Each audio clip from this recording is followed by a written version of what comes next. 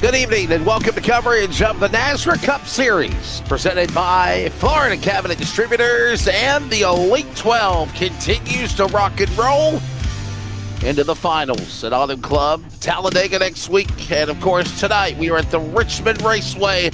Short track racing at its finest. It is the site for the 49 North Collision 150 laps around the Richmond Raceway, 3/4 mile racetrack in the Commonwealth of iracing, Virginia. I'm Wesley Outland. Bigglestein hopped alongside. So, here's the deal, Dean.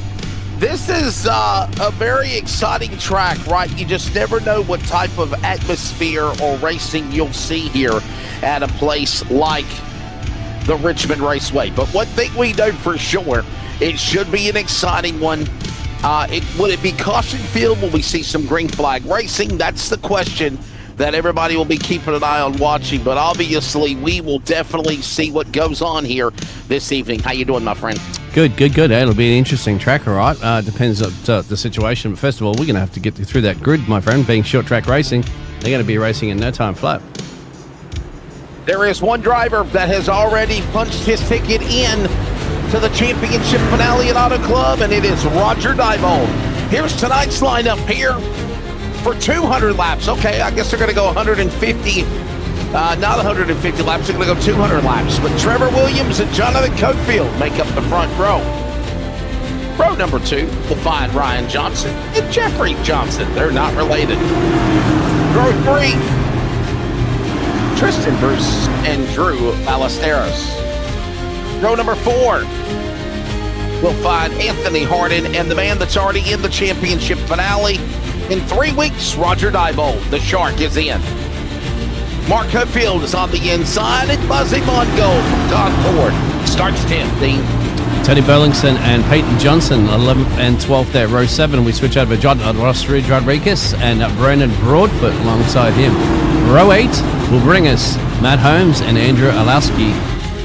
Row 9, Wesley, Cody Knott and Randy Nichols. And then row 10, we switch over to Dan Hagan, and that'll be our race control here for this evening.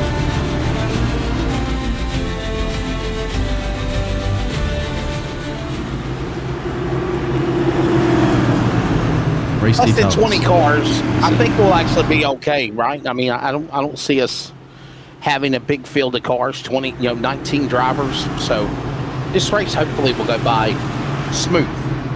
I don't want to jinx myself, Dean, but hopefully that is what will happen, right? There's your race analysis. 40 laps in stage 1.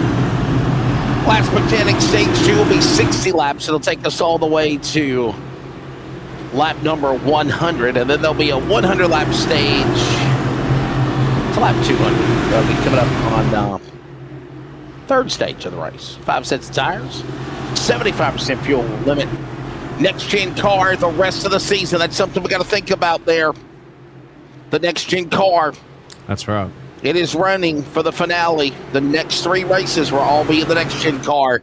That's something we'll keep an eye on. Ladies and gentlemen, here they come down to the line.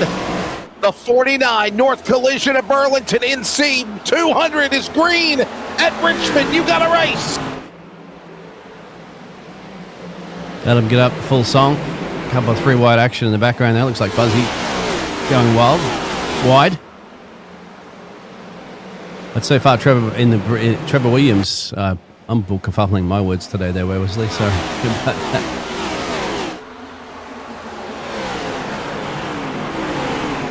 Working across the stripe now. 2 of 40 in stage 1. This is a 200-lap race.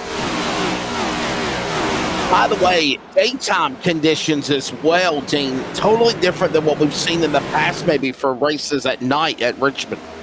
Oh, you could say, that's right. The track's actually can be illuminated, no doubt. Like some of those road courses. Ryan Johnson is making his way up position now. Trevor Williams dropping back into P3. Daytime racing, obviously a completely different animal than what we are used to seeing at other tracks in the area. Richmond, obviously, the sun bearing on the pavement. If this racetrack 3/4 of a mile, it's a 0.075. If you're safety for the Mathews facility. Right now, Cofield up in front. Last year's Cup Truck Series champion right now up in the top spot. Comes T. Bruce. On the outside there's Trevor Williams in the number 17. Looking to make a move here. Early. Remember, we go to lap 40 for stage 1. Wesley, that's the situation is. It's a great day to go racing. You can see everything's nice and clear. Nice little short track racing. I mean, it's perfect, man. I'm telling you, it's great.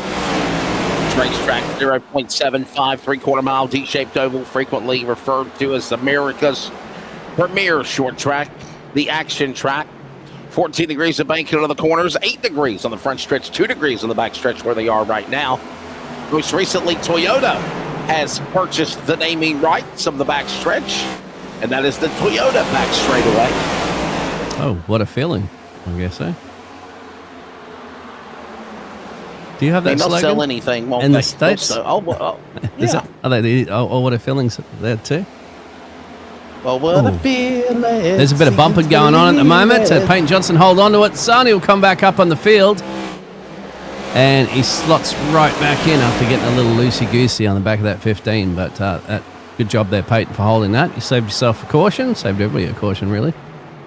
A little chaotic there for just a moment. But, yeah, Peyton Johnson really, really able to make a save. I don't know if you can really see it from the camera angle, from the angle that Dean's showing right now. But if you, like, shoot from the top camera from the scoring booth all the way to the back stretch, you can actually see where the Toyota emblem is like morphed up in the air like a like one of them stand-up things, if you will. All right. You see a little glimpse of it right there. You see it in red and white. Yeah, maybe you'll see it here in a minute. Prove everybody I'm not crazy, Dean. Oh, but you are crazy, Wesley. But we're going to take your word for it, because you've been to all these racetracks in person and called many races over the years. Right here, you'll see it. You'll see it right here, right about now. Oh, yeah. Back straight away. There it is. See it? The Toyota lettering in 3D lettering. Yep, the Toyota logo. The Toyota back straightaway, like the Boeing backstretch, like Darlington last week. Do you know I've cut the Formula One logo out like that before? Made it about 10 feet wide and a 3D thing like that, and illuminated the whole thing with LED lights and had it chased them to different music and stuff like that. This was about Where'd you do that 8 years ago when I was over in Panama. Well, I had to disassemble it, didn't I? Couldn't take it with me on the plane. Should have sold it, actually. So you created a Formula One LED light display like that in that 3D lettering kind of thing, but with the actual Formula One logo, yeah. In your front yard or in your room or something? Or no, I put it in the front garage. Too big to put in the room. That's awesome. Wow. You are the diehard of diehards of Formula One, eh? Hey, I was making a car too on the side, but it was just too much work with the wheels illuminated and all that sort of stuff. Yeah. Anyway, we're getting through this pretty quickly, which is good. Now, 75% fuel capacity, Wesley, so you'd imagine it should be able to go all the way. In Japan this weekend, ain't Formula One in Japan, I think? Yes, sir, in Suzuka. Yeah, where I had a race. Do you remember when NASCAR ran Suzuka? No. Did you know that? No. Yeah, NASCAR ran Suzuka back in the late 90s. It was a NASCAR preseason Thunder or NASCAR Thunder Special. And they ran at Suzuka for 2 years at the road course, and then they ran at Twin Ring Motegi. Twin Ring Motegi, I can imagine. Finished the regular season. It wouldn't be the full Suzuka. No, they ran at Suzuka. They ran at Suzuka, the full road course. Wow, for 2 seasons. That's a high-speed circuit. And that was actually at the end of the regular season is when they made the trip. It was like the first or second weekend of December, and they made the trip after the finale. Obviously, back then it was at Atlanta, but they would go and get on the ship crates and send all the equipment and the stuff and the cars and all that, and they sent the drivers. Yeah, it was really cool. How come they don't do that anymore? Is this too expensive, I imagine? I just don't think that it had the appeal that I think they thought they were going to get in Japan. I was there last night. I just honestly believe that. I was there last night for a, not in the real Japan course, in the virtual one, for a Super Formula Racing League. For a final, yep. And that was good, interesting, because it had changeable conditions too. So it was bucketing down rain. It was very, very difficult for the drivers. Got a little dry. There's a dry line that formed, but Then it started chucking down with the rain, and they just couldn't hold on to the tyres if anybody gambled on dries. The Super Formulas, remember, are pretty quick, mate. They're about as quick as a Formula 1 car. So open wheel racing. Quite interesting. Ooh, don't slide up at the moment. They'll open up the door there for Roger Diebold. Up the inside there, Mark Caulfield. Well, Jonathan Caulfield's leading the race.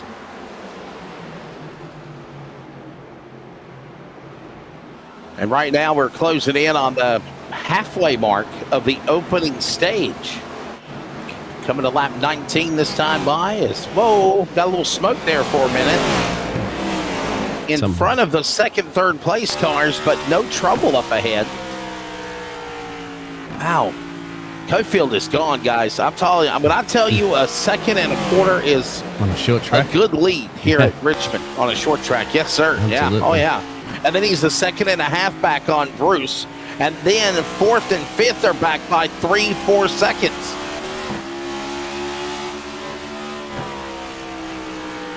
Where's Justin?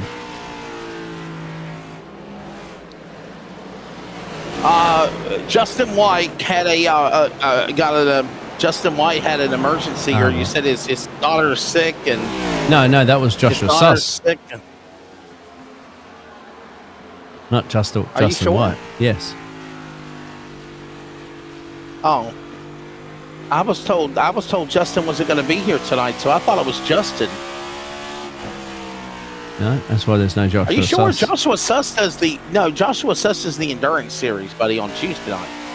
Oh, but he helps. The Cup series. He helps with the graphics as well in this series. That's what I was referring to. Oh, I got you. Yep.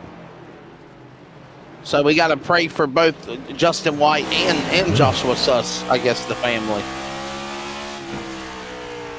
Yeah. T. Bruce looking to put some pressure on Ryan Johnson. You can see up the road there is Caulfield, our race leader, as you said, with a nice commanding lead in this race, almost 1.5 seconds, just shy of over 1.5 seconds. Yeah, I don't think Justin's here either. I got a text earlier this afternoon, Dean, from Cody Knott, Vice President of Operations for NASRA, and he did say, how are you looking? Because no Justin White tonight. So, I mean, yeah. So Justin and Joshua Suss are not here. Who's steering the ship? Well, it we are. TJ Moore is in race control, so he's taking care of that, I guess, for Justin tonight. I got you. TJ Moore from the Monday series. Yep. I see him in the race control box at the moment. They're keeping an eye on it, which is probably quite happy with at the moment. There's probably only a couple little things that have been called in. We're not necessarily caught with the camera, but probably a couple of little door bangs between the drivers, but nothing too serious at this point. He'll be happy to see this go green all the way. I'm sure Justin will be happy to see this go green all the way when he gets a chance to watch it back. So you're talking about, Dean, about Joshua Suss's family. His daughter has got the medical, and he's not feeling well. That's correct. Okay, yeah. Joshua Suss just chimed into the chat box and said, I was supposed to RC, whatever RC means, I guess racetrack? Race control. Race control. There you go. See where my head's at. Hope you're feeling better, Justin. Joshua, sorry, out there? I know he's got the flu. Justin and Joshua both under the weather then. Or Justin had something coming up tonight he wasn't available for. So there you go. Well, good to have TJ Moore pop in and do the race director. By the way, this first stage is flying by like a bad habit. Yeah. 12 to go already, my friend. Right now 12 remaining, and we're already heading to the end of stage number 1 with already 30 laps completed next time by, Dean. See Anthony Harden get a little loose there for a second, but yeah, for sure. This will go to a caution. There's the Toyota, which just passed as well too, that you mentioned. This will give these drivers a bit of a break there on to fuel up the cars and put some full freshies on. Getting a little anti back here at the moment, isn't it? There's Randy Nichols and Tony Burlington, as they're all squabbling for sheep stations back here in 14th, 13th place and so on, but boy, no pressure for chaotic last week. Boy. Darlington's been chaotic for us the last couple of weeks, actually. We had last week, and we had the Australia NASCAR series running at Darlington. Wasn't that chaotic, was it? No. I mean, we had some moments. Well, I mean, SVG had a moment too, but he ended up coming back and finishing 4th. He did. Better than he finished in real life. Yeah, 15th. Oh, but he doesn't like this. I guess that's why he's getting in there and getting the practice well, too, on the sim. Got to be good for him because, somebody was saying jokingly, they said, you just wait about 2 more years and let Shane Van Gisbergen get some more seat time, and you'll be able to see a new guy here. So Sims can help you, I guess. Contact there. Hang on. 6 to 9 down to the inside. That's Nichols and Rodriguez getting a little close comfort with one another. All that goes on up in front of the battle between Cofield and Johnson as we're down to single digits here in stage 1 here at Richmond. And T. Bruce is going to look to see if he can steal that P2 away. Nobody taking that away from Caulfield unless Caulfield makes a mistake up the road there, but surely he can afford to back off at the moment. He's got no traffic at the moment too yet as they go down to the Toyota backstretch. That's all clear currently at the moment. To the Matt Holmes is just going into turn 1 as Caulfield's exiting turn 4. So plenty of space. Ryan goes up high. It'll give him momentum on the exit. T. Bruce looking to attack here. We'll have to tuck in behind him. Short track racing at Richmond in the early going as we are closing in on the end of stage 1 here tonight. You're listening to the CRN Community Radio Network. We now pause for station identification. This is the Community Radio Network, WCRN, 87.9 FM, Clayton, Garner, Smithfield, North Carolina. Proud to be in the USA. We are CRN. Back here at Richmond Raceway, about a handful of laps remain now in stage number 1. Wesley Outland, Dean Hopton. The boss, Justin White, is not present tonight. And we close in on 5 remaining, 4 to go now, and it is Cofield since the drop of the green here. Dean dominating this opening stage at Richmond. Yep, leading every lap. Lefty's led every lap. Not sure why that's showing up Trevor Williams. Maybe just for... Oh, don't get into him. I don't think Trevor Williams has led any laps yet. Here comes now Johnson and Bruce battling. That's for second spot. Williams is back there in 4th. Cofield is almost 3 3/4 seconds ahead of them. He's got 2 to go. They're coming to 2 to go at the line now. Clean air is king. And because these two are battling as well, too, they're actually dropping time to Caulfield and bringing more, if anything, Trevor Williams into play. But I don't think Trevor Williams is going to have enough time unless these two get into each other.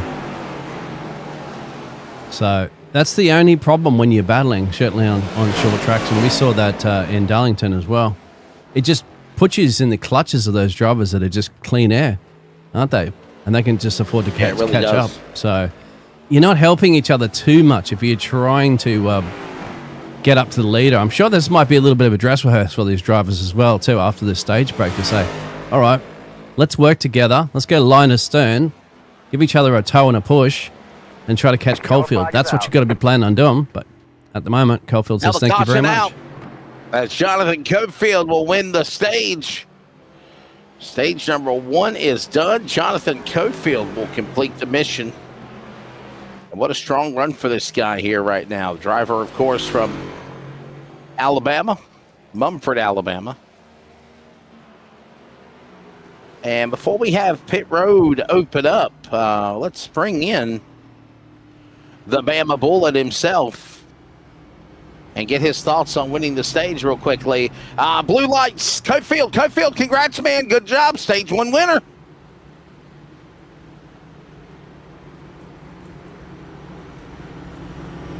All right.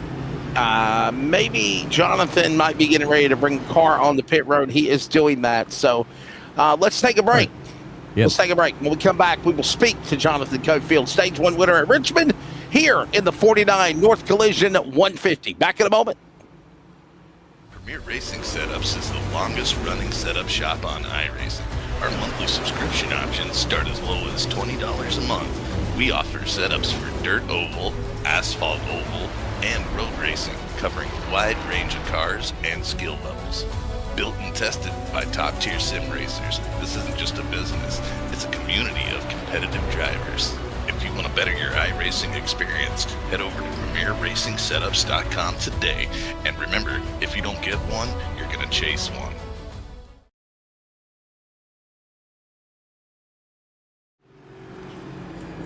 The Bama Bullet joins us. Stage 1 winner, Jonathan Cofield. Jonathan, a very smooth stage. No problems. Do you think it'll last? I hope so, but you never know. We get down to the finish. Only got a few, got a little short field here tonight with a bunch of good drivers in here, so maybe we can keep going green. Very calm, cool, collected, Dean, stage number 1. Yeah, Caulfield, you were going to be behind Anthony Harden. I just saw he went down pit lane, but it looked like he might have accidentally not told his crew to put some tyres on, so he's jumped back down there. I guess put some boots. We'll drop him from the penthouse to the outhouse. Caulfield, clean air is king, right? It seems, because those drivers that were started the battle behind you, T. Bruce and Ryan Johnson, they started dropping even more time to you. Yeah, we got in here a little early and started. You know, these things you can change the ID of the master cylinders on the front and rear, and we done a lot of just messing with it, get out there, make a few laps, mess with it again, and I think I hit on something where I can actually charge the corner without sliding the left front. So there you go. Do you hear that, everybody else out there? Yeah. They can't change it now, can they? Away. Don't give all your secrets away. I didn't tell them what number it was. There you go. Good luck the rest of the way, man. Thanks for your Appreciate time, it. Jonathan. I hope the rest of the race is boring for y'all. Jonathan Cofield. Send Jonathan Caulfield a PayPal right now for an extra disclosed amount of money, and he'll give you the key secrets at the moment for the perfect setup. You get a certain percentage of it as well. So, yeah, we're going to hold him hostage until he unveils the number. Thanks, Jonathan. Good luck, buddy. See you, buddy.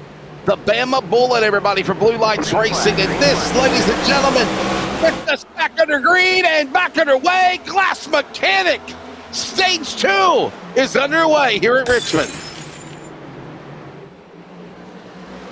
I tell you what, Dean, I'm thinking about the IndyCar race we had at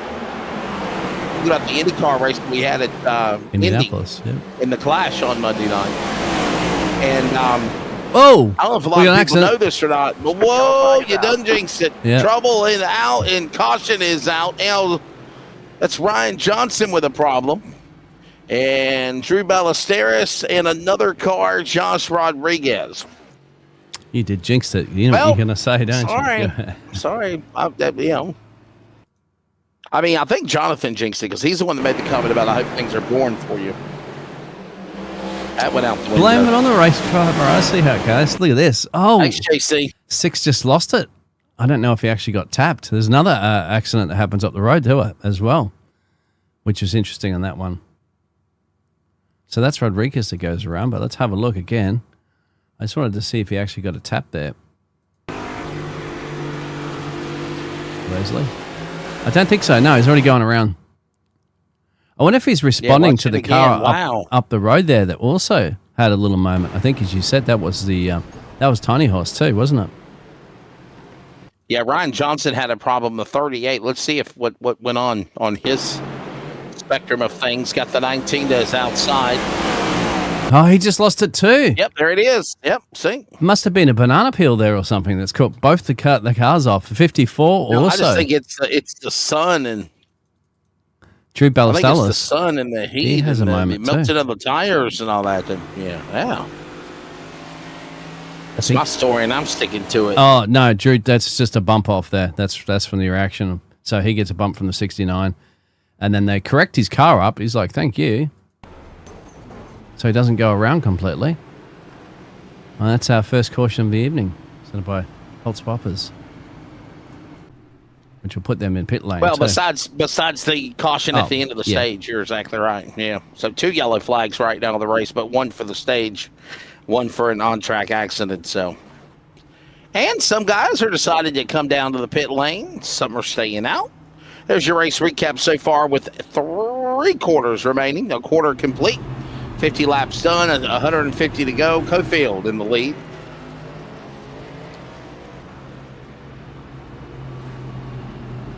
What a job by Jonathan Cofield. Jumped back out in front and says, I'm staying there.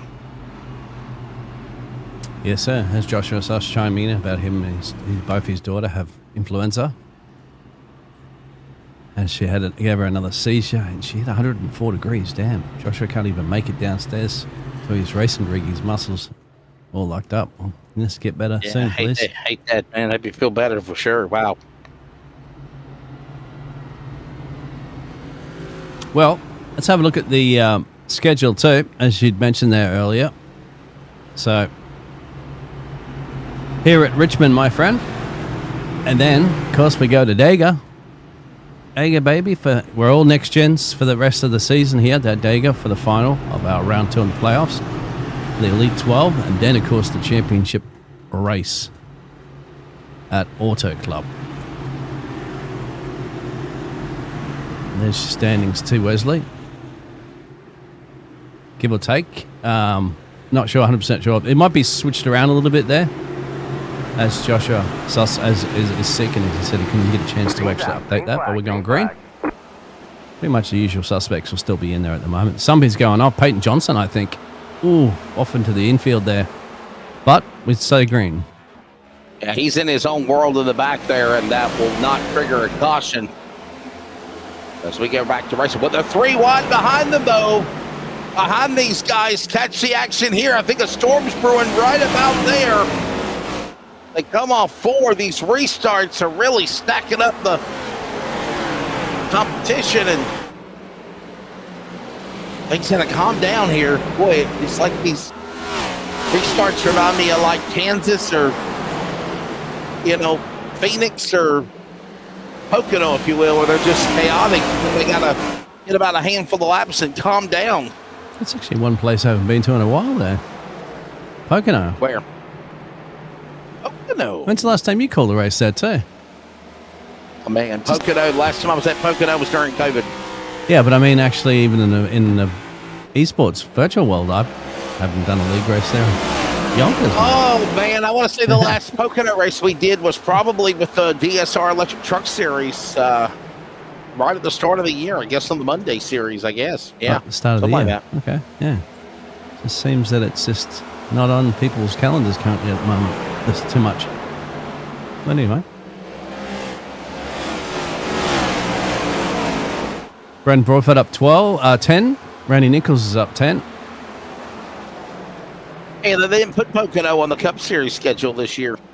That's probably the reason why people aren't. People like to copy a lot of the Cup Series schedules too, don't they? So I guess I go, no Pocono on the Cup Series, no Pocono on the virtual world. As much. Well, they do run Pocono, but they've only run it one time a year now. Same thing like Richmond. Richmond only gets one race a year now.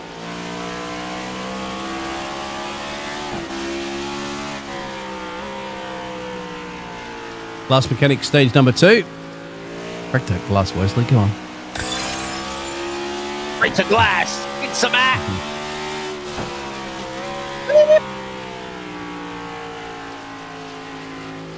Trying to be nice. So on board, Wesley. I mean, this is the thing. Both of us aren't drivers, aren't they? So we can't really tell you how to drive a car around here. Caulfield will probably be the best bet at telling you how to do that. But have a look at the throttle control anyway. That's what we can show you. We'll see what maximum speed. Hey, Dean, can we wish a happy birthday to Jeff Sickles? Yes, sir. You can. Jeff Sickles with A's Lawn and Landscaping and some other things with iRacing. He's celebrating a birthday today, so happy birthday, Jeff. Enjoy your special day, man. Swim, Jeff Sickles with Swim. Happy birthday.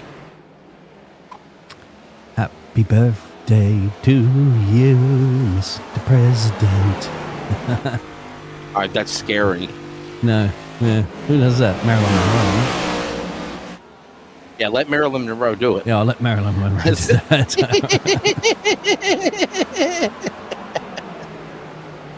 Oh. Katie Knott, Caulfield. Mark Caulfield, that is.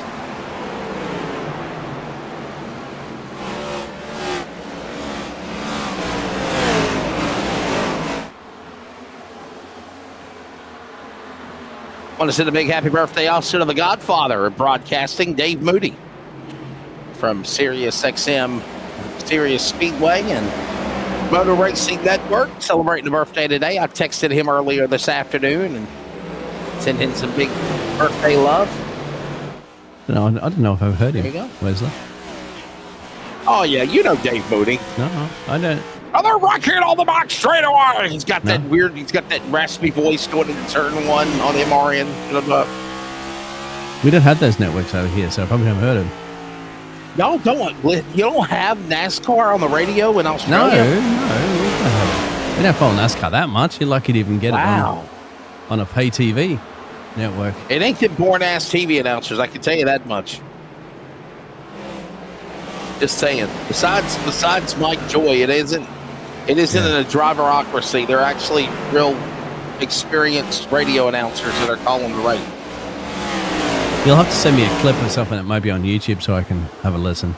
Oh, yeah. Send you something for Dave Moody. Yeah, please. So I know what you're talking about then. Well, he's not the stage one winner.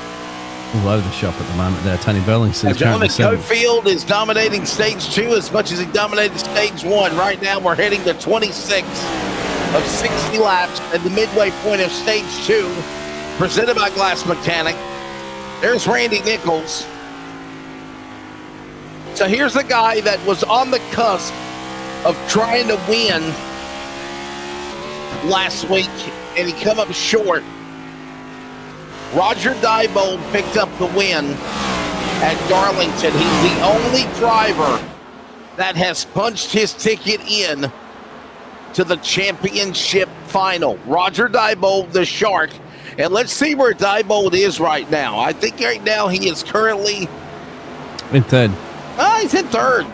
Yep. There he is, battling there. I mean, you don't really have to battle.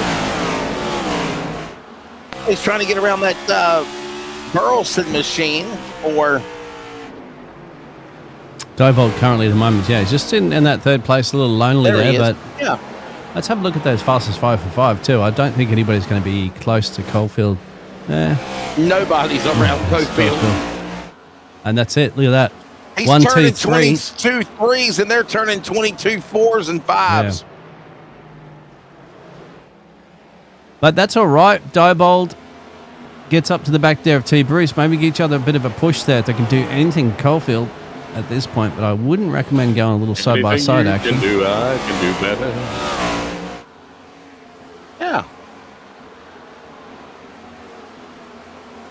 Cody Knott and Burleson.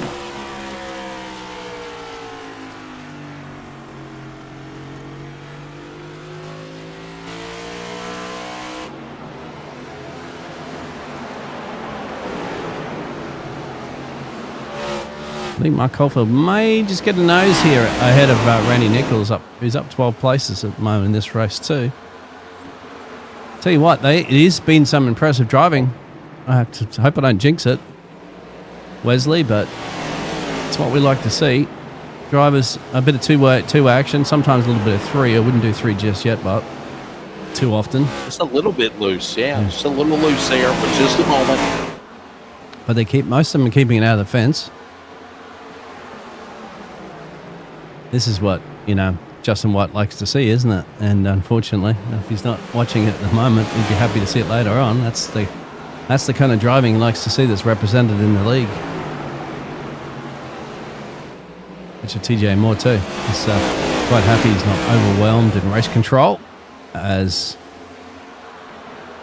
the Oscar Mayer machine. It's a little bit of a tank slapper into the fence there. That's Dan Hagen. Right, looks like he might be okay.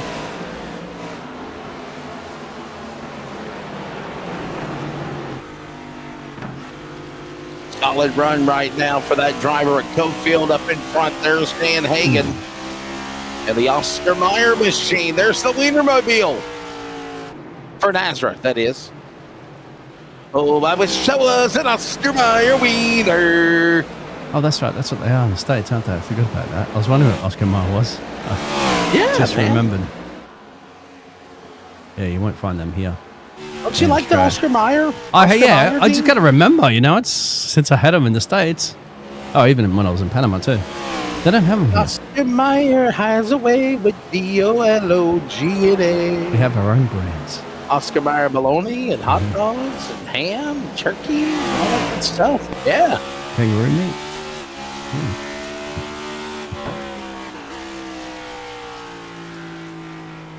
Feels like it just doesn't when you're driving down the inside apron like that. You go, oh, it's going to be an easy overtake. But it's not, because you're slowing it down a little later, and then you're getting on the power a little later, and that's why the Brandon Broadfoot on the outside, he's on the high side. And when you get the exit off the high side, you get more speed out of the corner. And that's why it just looks like the car's approaching you. Looks like they're ready to practically right on your bumper at that point, isn't it? But they're not. They're still close to half a car to a full car's length behind. But what you got to do is just constantly try to get into the driver's head, isn't it? And but that is the inside left open. Of course, the only problem with the inside being left open like that is that you scrub those tires, you put more friction into them. So driving like where Trevor Williams is all the time is actually going to chew a little bit more of his tires, slightly than Brandon Broadfoot would be. But that's what you got to risk it for the biscuit if you want to try to get the overtake done. Dean, I just sent you a picture, buddy, if you want to open it up and post it when we talk about Oscar Mayer again. All right. Next time we talk about the driver there in the Oscar Mayer car. So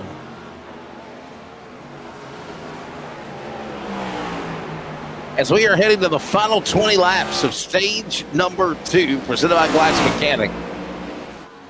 Cofield is leading this thing. He's dominating it. We're heading to the midway point of the race as well, halfway at lap 100. The caution will come out at the end of the stage 2 as well.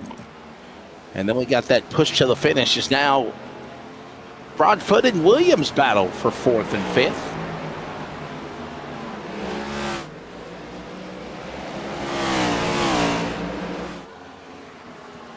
Another lap on the board as Cofield is leading this thing. There's Williams back in 4th. Bruce 2nd. Diebold 3rd. He's the only driver again that has punched his ticket into the championship finale at Auto Club coming up in, 3 weeks' time? Yes, sir. It's going to put some pressure on T. Bruce for Williams P2. and Broadfoot. Yep. Get him. Easier said than done. Yeah. Tell you what, Bruce, the man, has had a good year this year. Tristan Bruce, 3 wins this season. You did get him, actually. Got a clear on him, and there goes Bruce. Got to return the favor, get back around Diebold. Diebold is 2nd now. Yep. Looks like taking candy from baby there for a little bit. That's just maybe tire management once again. Candy from a baby. I think it's just tire management, just a little bit kinder on the tires there for Diebold. And of course, that allows him to get the overtake that looked relatively easy.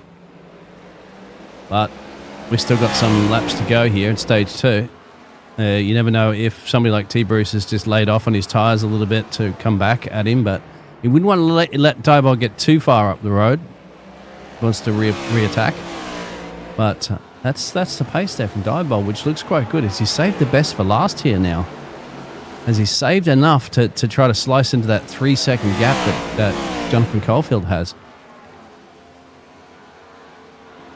And then we don't know if Caulfield's playing with his food up there too. You don't know if Caulfield's just taking it easy, and then he can turn up the wick if he is in a situation where he needs a little bit more speed. Right, that's going to be the interesting part. And there's Wesley and the Oscar Mayer. What is that thing? I just sent you another one as well. That's the Oscar Mayer Wienermobile that travels all over the world. Right, not Australia. And that's I haven't seen it. Well, maybe one day it'll pop in, but that's me there doing some promotional work for NASCAR for it. Nice. Yep. I got another one I just sent you too. Yep. I've got a selfie with the Oscar Mayer. Yeah. Do they give you free Oscar Mayer wieners when you're doing it? I mean, they gave they had like hot dogs and stuff. They cooked some hot dogs and whatnot. Oh, you yeah. know, maybe gave you some coupons. Oh, we're getting a bit antsy here. Oh, talk about getting sandwich, baby. Yep. That's Cofield right there getting used up.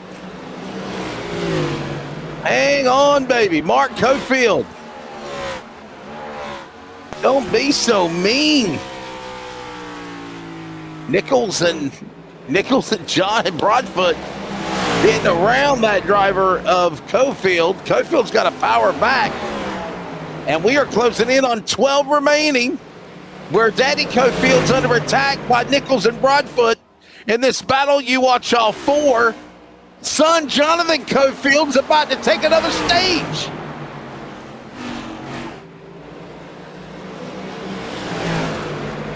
Maybe he can lift off there and allow Mark Caulfield to catch up to him and have a Caulfield 1-2.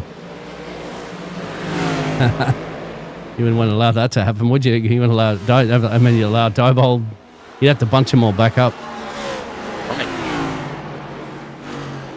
But Randy Nichols up 13 places, biggest gainer in the number 5 position. Brandon Broadfoot's battling it up. Yeah. We got what Harden. A drive for this man. Look at Cofield's just gone, dude. I mean, Cofield has not let anybody within his sights. And yes, there it is. So there's the whole full-fledged Oscar Mayer Wienermobile right there. And where's the Oscar Mayer car at? Where's he at? Who was it? Was it Hagen? I think it is. 14th place. Just show the race car. And then, there he is. And then you promote Oscar Mayer with Wesley. There it is. Yeah.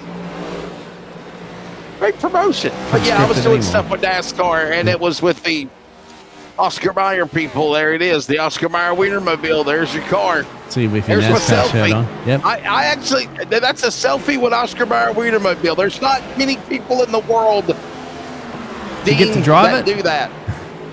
I got able to get in the cockpit, but I mean, I didn't get to drive it. I didn't get to, get per se driving it. But do some laps around Daytona or something. That'd be fun. I noticed that your pen's not leaking in your pocket this time around too, Wesley.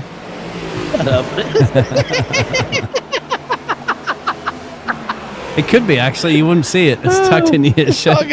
He's talking about my pen when I was 13 years old. Oh, yeah. Yeah, I did. I had a pen. Always remember something, Dean. If there's anything you ever remember in the life of an announcer and Wesley Outlet in general, an announcer, a good broadcaster, always has a pen. Yeah, exactly. I've always got a notepad. I always have a pen. If you look at every picture I've ever done, either the pen is in my possession, it's clipped on my collar or my shirt or my button area, or I've got it in my pocket, or I'm using it while I'm working. Any picture you've ever got of me, there's always a pen in my possession. Well, you've got to write down notes all the time, don't you? Take notes, man. Yeah. Sometimes we don't have Google Docs or any of that fancy stuff. All right, 5 to go in stage number 2, presented by Glass Mechanic here tonight in the 49 North Collision 150 miles, 200 laps. I just don't see how that is 150 miles around this track. Maybe I'm wrong, but that's what the title is. I don't know.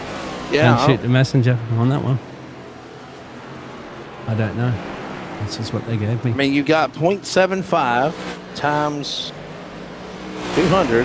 Yeah, it's 150 miles. You're exactly right. All right, I stand corrected. So it's 150 miles, 200 laps is the distance around the racetrack. So somewhere along the line, Trevor Williams must have led 2 laps for some reason. Maybe that was at the very start, actually, because he was the pole sitter, and then once Caulfield got past him, Caulfield's led every lap since. Trevor Williams led the opening 2 laps, and then Cofield got around him and hasn't looked back. Cofield back now at the front spot, and Williams is hanging back to the top 5 with now 2 to go for stage 2. And it'll be a sweep right now with the stages for the man for Blue Lights Racing. Jonathan Cofield. Dean works his way to the white flag, or the final lap of stage number 2, presented by Glass Mechanic at Richmond. We'll crack the century here this evening, which will leave us that 100-lap race in stage 3, which means I don't think they're going to go with the 75% fuel capacity, Wesley, to the end. So it'll be, hopefully, maybe our first actual green flag pit stops. Yeah, to bring in some strategy play here this evening. Well, nonetheless, Cofield gets it done, ladies and gentlemen. He is your Glass Mechanic Stage 2 winner. Driver out of Mumford, Alabama has done it again. One caution for an on-track accident in this race. Everything that happened on a restart, by the way. Stage 1 and 2 were cautions. So 3 yellow flags total as Jonathan Cofield has won the stage. Here goes Mongold. He'll stay out. Other drivers are coming in as they sweep box to Stage 3 around the corner at Richmond. Racing Setups is the longest running setup shop on iRacing. Our monthly subscription options start as low as $20 a month. We offer setups for dirt oval, asphalt oval, and road racing, covering a wide range of cars and skill levels. Built and tested by top-tier sim racers, this isn't just a business, it's a community of competitive drivers. If you want to better your iRacing experience, head over to PremierRacingSetups.com today. And remember, if you don't get one, you're going to chase one.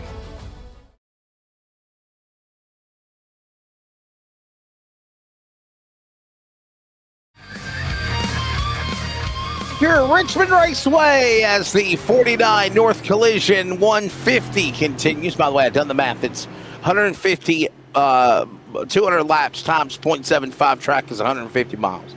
So that's where the numbers are coming from. Wesley Outland, Dean Hopton, Jonathan Cofield, Stage 1 and 2 winner. We already talked to him earlier. And let's bring in Tristan Bruce from Denver, North Carolina. Tristan, always great chatting with you, man. And the Tilly's 23 is being consistent, just cannot get to Cofield. Is there a strategy to save something here in the end and obviously punch your ticket into the to the championship race, obviously? Oh, Wesley, I'm already punched in from last week. That's so right. Good news. That's right. No, Cofield's on another planet tonight. I don't know what he's figured out, but he's done something right. Changed the master cylinders a little bit, the fronts, and still, if I want to get a super good, hard lap in, I still slide the fronts a little bit. So I don't know. It's tough, and it's super loose on exit too. So you just got to play with the throttle. But yeah, I feel like this will go 96 laps green to the finish, but we'll see. Kind of boring. Yeah. Restart. Do you race differently knowing that you're in the championship race for Auto Club? No. I mean, if I wasn't in it, I'd be in this position right here trying to get Cofield. So same thing. There you go. Good Dean, luck. anything real quick? No, we'll let him get ready for a restart there. We'll talk about fuel strategy later on if we get into cautions. All right, good luck. Thanks, man. Thank you, Tristan. And by the way, he is the man that obviously has punched his ticket in to the championship race at Auto Club. We'll bring him back in his box with High Limit Motorsports. And yeah, I think I said Roger Diebold. My apologies. Timing and scoring on Sim Racer Hub is showing Roger Diebold as the points leader.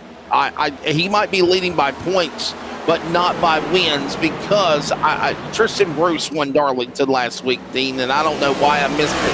I guess I've been calling too many Darlington races this week. Got another one at 5 o'clock in the morning. Hello.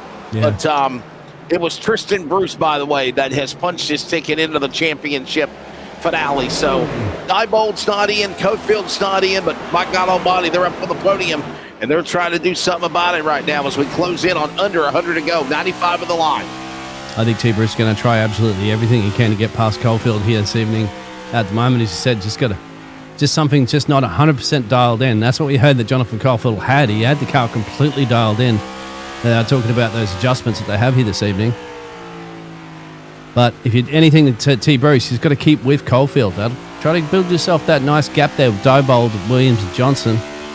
And a great job there from Mark Caulfield, as we've seen as well, too, in that P6 position. This is after those pit stops these drivers have done. They've all taken gasoline. They've all taken 4 freshies on that one, at least in the top 10, Wesley. So that's. Well, you heard what Bruce said. Bruce said he thinks it's going to be caution-free to the finish. Yeah. Well, let's hope. But that will also mean a stage, well, definitely a pit stop as well, too, because I can't see him doing 100 laps on 75% fuel capacity.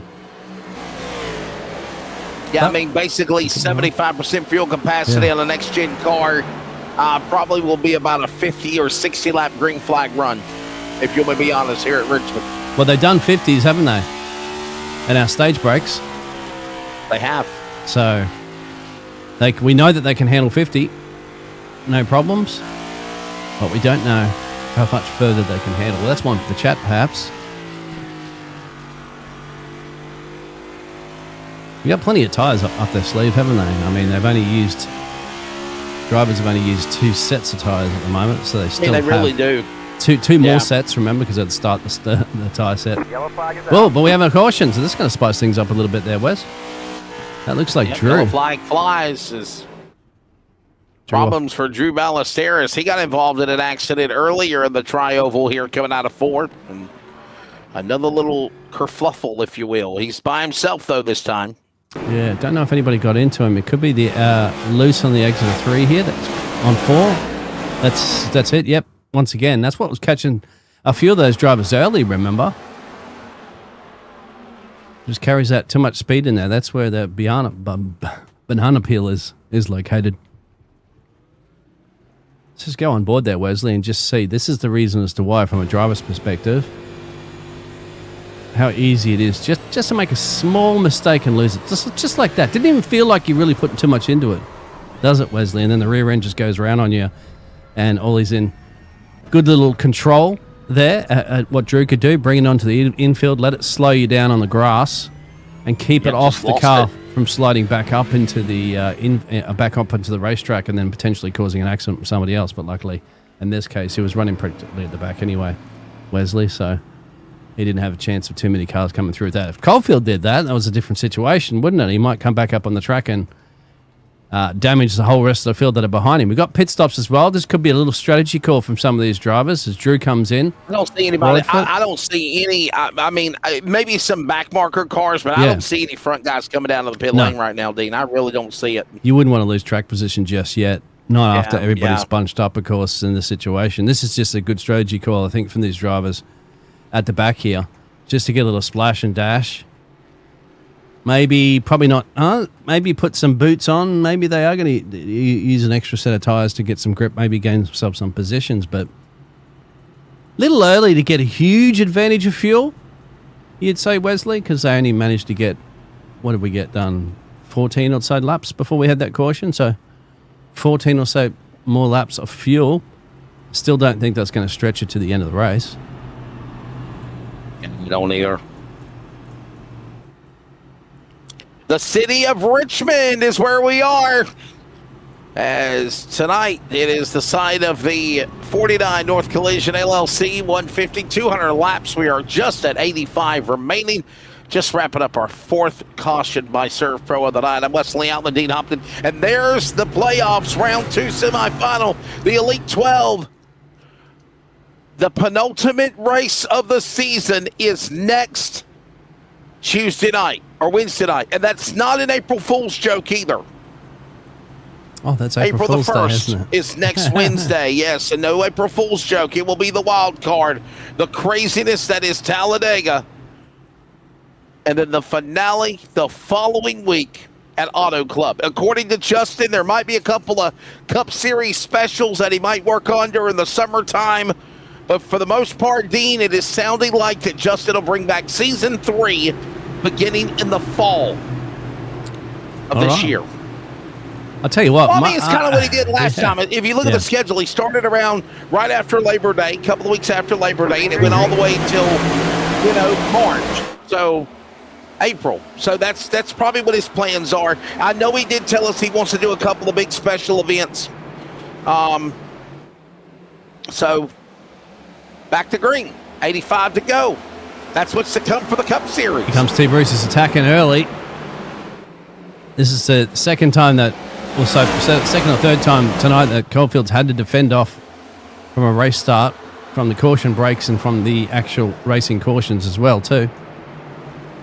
And every single time that T. Bruce throws anything at him, he's got defense for it. And Diebold and Williams, once again, having a nice little battle between these two drivers. Tiny Horse is lurking in the background. Make sure you always keep an eye out for him. Tiny Horse is one of those late chargers in a race, He doesn't mind hovering around that side, that top 10. And then when push comes to shove, when it counts, probably with about 20 to go. Oh, somebody's getting loose off the corner. That's Andrew Alowski. That's going to be 4 wide almost. This is going to stick him the inside apron. 3 wide. Good save. Oh, not the only one. Rodriguez is around. Yellow. And the caution will come out. That's the second time tonight. I think Rodriguez did a similar thing, isn't it? Yeah, Rodriguez had an incident with Ballesteros earlier as well. So, yeah, we just saw that again. Yep. It's on the exit of 4 too, I think, as well, Wesley. I think the rear end's going to go around here. There it is, yep. Similar situation. It's been catching most of the drivers off here tonight. And good recovery. Gets on the brakes there. And doesn't allow the car to slide back up onto the top side there and take out any other drivers there. So that's single caution, but so far, so good. No damage to the car. Once you can visually see, he's okay. He can live to continue to fight the rest of this race with 81 to go.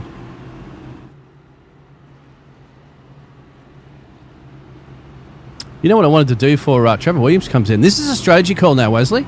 This could be 80 laps to go. I was going to say the money stop, potentially for the last time this evening. You'd have to do a bit of fuel saving, I imagine. I mean, I would say if you're brave enough and you could save, yes. Yeah.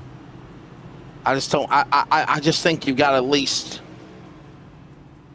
I mean, on a 3/4 tank of fuel, Dean, I'm thinking, like I told you, about 75 laps. Yeah. This is what, under 80 to go, you're pushing it. I mean, you're pushing it.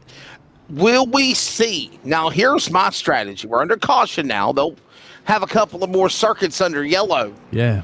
Will we see somebody come down pit road, Dean, and fuel before the green? That's what I'm going to wonder. Will somebody come down to the pit lane? Well, nobody. The only one that did that then was Trevor Williams. They're still under caution. Yeah, Trevor Williams gave away that top 10 position to drop back out P14 in that pit stop. Is anybody else inside that top 10 going to take that risk? Just go fuel only.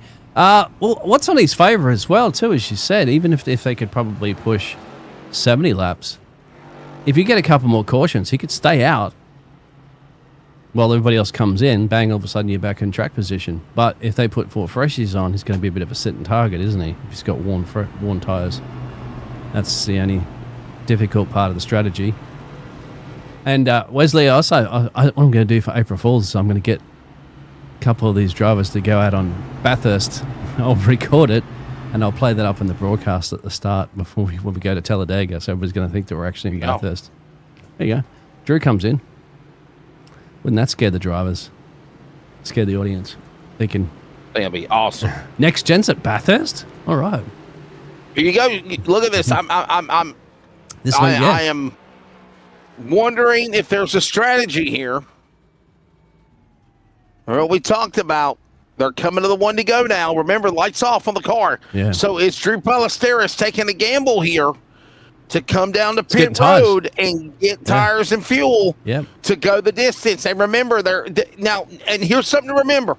Cautions breed cautions, yes. Yep. And when you run under caution, Dean, you're not using as much fuel as you would in full power. Now, there's something to think about. If another caution comes out, make no bones about it, everybody's coming down pit road because they know they can go the distance of the race. Yeah, I think you're right on that one, Wesley.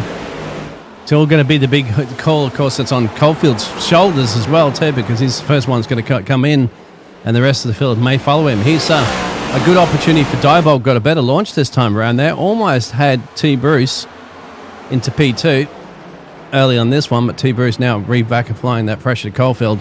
Has been dominating this race so far. Little loosey-goosey, I think, there from Ryan Johnson coming off the corner. It's going to put him in the clutches of Peyton Johnson and Mark Caulfield and Randy. Oh, and he's lost it. And there it is, going around Johnson. He's the third different driver of 3 that had problems earlier tonight on the front straightaway, and he has it again.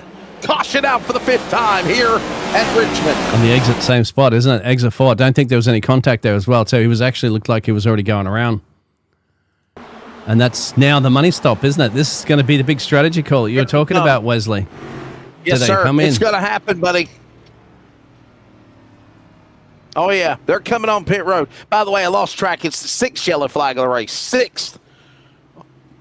6th on the race. 2 for the end of stages. 4 for on-track accidents. And there they are. You want to make a bet? You don't think anybody's coming down pit road, Dean? Oh, no. I think you might be right, Wesley. Yeah. I mean, this is a close call to do it. And I love the fact that everybody's still on the lead lap in this one. Drew still managed to get out ahead. Actually, no, they're not. Diebold is. Diebold come in.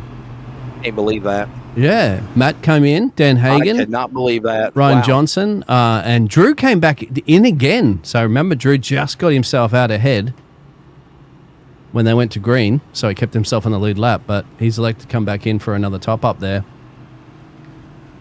The only problem, too, is if you just stretch it on fuel there, Wesley, and you do go green flag to the end, what if you get a late caution and you don't come in, and then you get a couple of green-white checkers, you'll run out of gas. You have to some point come down pit road. Oh, Ryan Johnson's out. Blinked for a second. Unless they think there's going to be more cautions. Ding. Yeah. Well, cautions breed cautions, as you mentioned. Looks like Tiny Horse is maybe retired because I don't see him on the track anymore, unfortunately, for Ryan Johnson.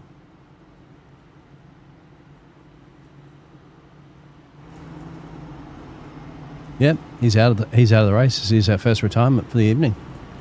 I reckon he's just not happy with this. It's unusual to see Ryan Johnson retire the car like that, Wesley, but it's also unusual to see Ryan Johnson struggle with a couple of spins too. Maybe he just feels that it's just not the setup that he feels is drivable.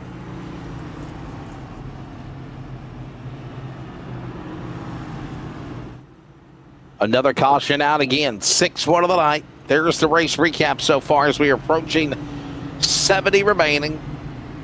Don't forget Talladega next Wednesday night, the finale the following week at Auto Club. And Dean occupying the next-gen car for the next 3 races. Hopefully you're able to get a feel of what it's going to be like. But here's the deal. Even though it's the same feel with the car, all these tracks are so different in comparison. Yeah. You have to dial in a short track car, this next-gen, for a short track, and then switch it something completely different over there for your super speedway at Talladega. Got to be a completely different kettle of fish.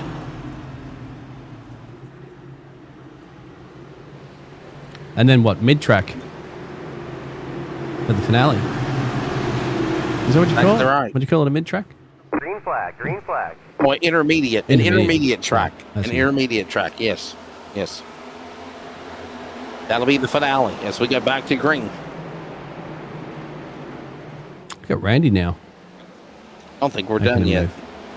Diebold's had I don't know what happened to Diebold, but he's dropped down to 15th place now because he made that pit stop. That's right. But Randy Nichols has made 4 pit stops here this evening, and he's currently up 15 places in the P3 as T. Bruce puts the pressure. Oh, this way one of the closest pressure points is put on Coalfield. A little race here, mate.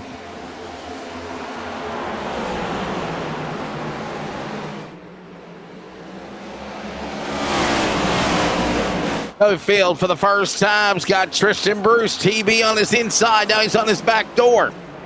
On the rear end of the lead car, the 58. Now remember, Tristan Bruce has already punched his ticket in the finale.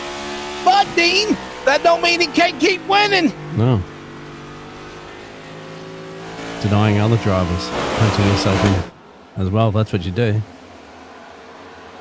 But as soon as he gets close, he can't keep winning. Jonathan shuts the door on him. Thing is, too, do you really want to push your tyres and try to get that much of a lead anymore, knowing potentially there could be another caution coming up? And remember, too, these drivers haven't pitted since lap 101. At least these drivers up the front. You got Randy Nichols and Brandon Broadfoot that are back there in P3 and P4. They got fresher boots there, Wesley, by at least 10 laps or so. You can see that there.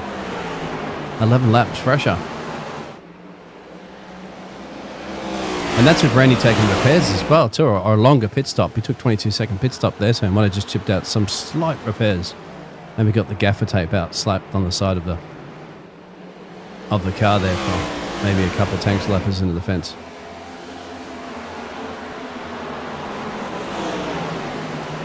Last pit stop info. There it is. 34 laps, 15 laps, 23 laps for some. 4 tires, repairs, 2 tires, fuel. And remember, Drew Ballesteros, who is on the lead lap in 13th, hit it at lap 127. Is there a strategy for doing that? Yes. As now Broadfoot and is going after. Broadfoot's going after Nichols. Yeah, remember Diebold's got the Roger freshest. Diebold did it at lap 127 as well. Yes, sir. Can Diebold go 63 laps to the end now? So we know that the rest Will of the that field be a gamble? Will that be a gamble, Dean? Because these other guys pitted on lap 101, 112, some at 120. The leader, Cofield, pitted at lap 101. There's no way he can make it on 99 laps. Nope. He can't. They'll be praying for another caution, no doubt, in this race. Otherwise, they'll have to take it under green.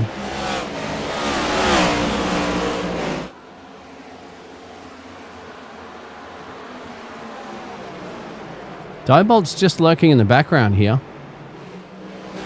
I think he's happy to sit back and let these two battle it out at the moment and wear through these tyres. Diebold's playing a longer game here. Remember, Wes? He's the one that try to save those tyres early here.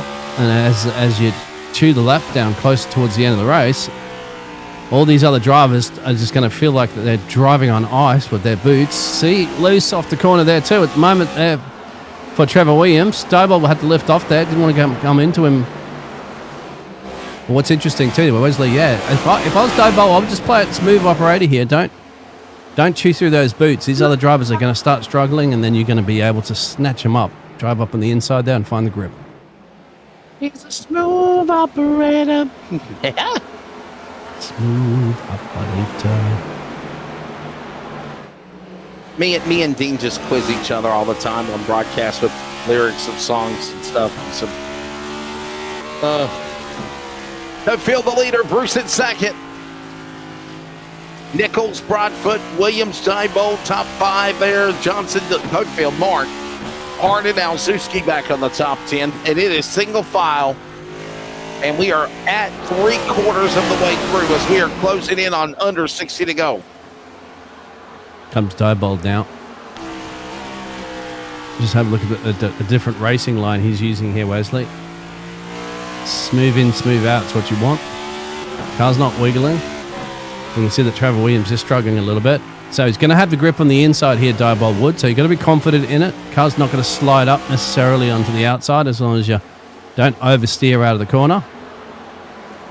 Gets Trevor Williams. And I want to apologize because I actually said at first that it was Roger Diebold that was in the finale, but it wasn't. It's actually, Tristan Bruce, who, by the way, is in second right now. And now Diebold, according to Sim Racer Hub, is leading by points. Not saying that he can't transfer by points to the finale, but wins go to Tristan Bruce. And that's a lot of the reason, Dean, while, we want to get away from the playoff format. I mean, we're pretty much seeing the days of where these playoff formats, you're seeing it come to an end for NASRA. I mean, we ended the playoff format for the trucks on the Monday Night DSR series. Matt Cherry won the championship. I know this series is coming to an end. Obviously, the Tuesday night NASRA Prosper Engineering Endurance Series, and by the way, next Tuesday night is at Monza. That's going to be really damn cool. They don't have a playoff point system. And then, of course, the C.O.P.S Truck Series, Dean, if I'm correct, because I don't follow them as much as only when I pop in when I can, they're in the playoffs as well. Yep. That's their final season of the win and you're in playoff format. We're all pretty much going to the chase when we reset schedules for the new seasons. There you have it. We never did playoffs in road course racing than I've ever did over the years. Only in oval series they ever did playoffs because it's mimicking Yeah, I'm the real going to say world. that it's ran its course. Am I right, Dean? I mean, Yeah. it's pretty much ran its course. I'm not saying it in a bad way, but I mean, it really has.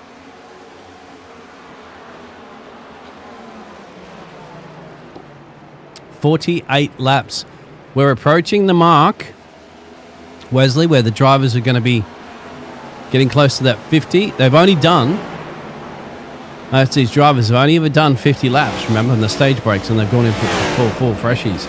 So we haven't gone over to a marker yet where we've gone sub 50 laps yet. And that'll be the interesting situation of how these cars are going to start handling when those boots start wearing down, as well as the gasoline. Here comes Randy too on the inside there at T. Bruce. With Caulfield comfortably back up front, almost 1.5 seconds. It should be 1.5 seconds soon, you would imagine, of these two battling it out. But Randy Nichols has got 10 lap fresher tyres.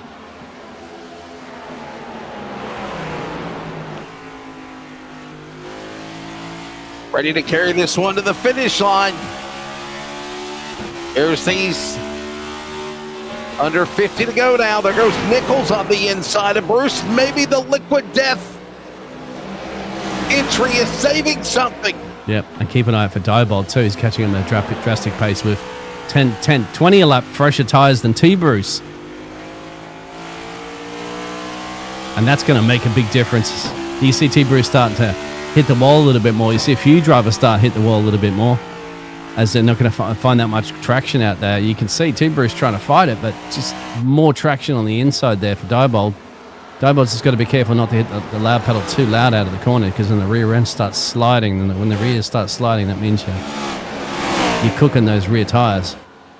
And he wants to save them for a little bit more, so he can get up the road there and catch Randy, then get up the road there and catch Caulfield. So there he is. He's cleared T. Bruce. I didn't think T. Bruce would be able to put too much of a fight there. 20 lap difference tyres there, as you can clearly see. Trevor Williams and Brandon Broadfoot. Well, there, once again, that's a situation of about 8 laps tyre difference between them there, so they're pretty even Stevens. Here, kitty. Caulfield, that battle I'm coming after you. That battle before where with Randy and T. Bruce and Diebold built up that little bit more of a gap with Caulfield. They got to 1.6, 1.7. Oh, gets in the door. Oh, there's that contact. Yep, Trevor, clearly he lifted there. I think he realised if he was going to continue to commit to the power there, he would have definitely turned double B.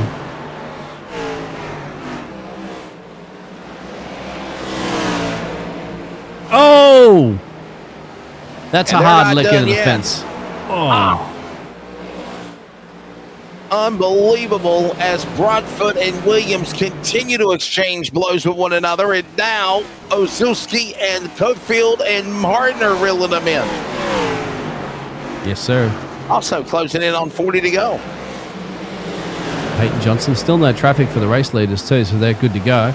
Geez, it'd be an absolute nightmare for Caulfield to be trying to put a lap on all these cars right now, wouldn't it? But they're all on the lead lap. Everybody's in the lead lap, Wesley. Oh! Robin is racing. Broadfoot struggling. I think he's had a couple of connections to the fence there before. And it might be starting to show a little bit of damage on the 22. Wow.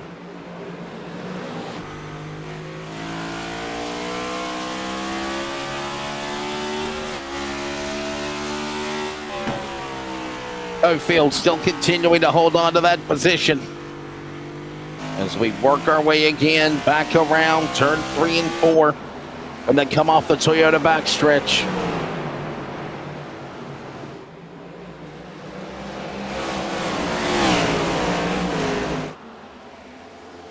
I don't want to jinx it, Wesley, but I think everybody's started to handle the situation of and green flag pit stops. I got a feeling they're going to happen here within the next 15 laps. I'm just being honest.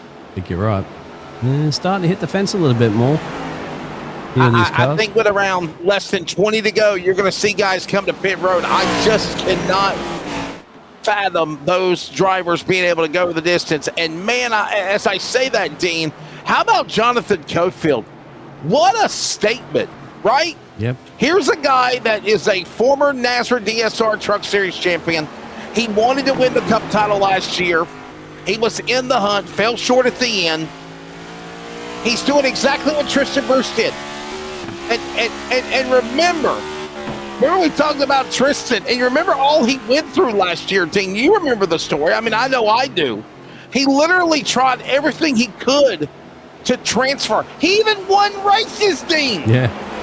But it wasn't enough. Nope. He could not make it in because he missed so many.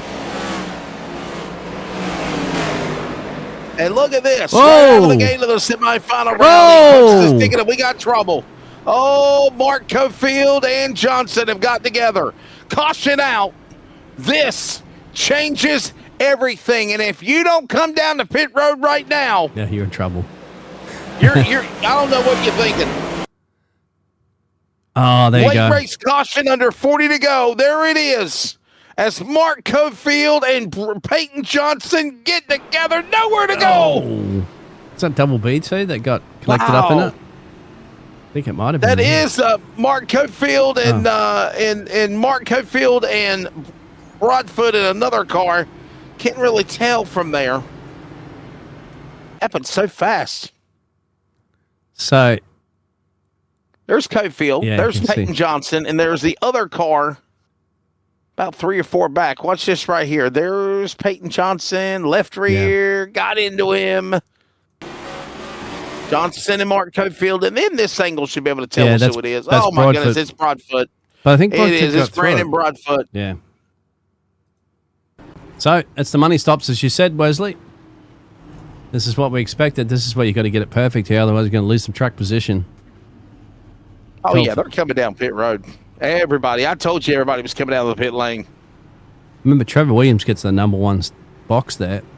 And Cofield will get out just ahead there of Randy Nichols, Roger Diebold, T. Bruce.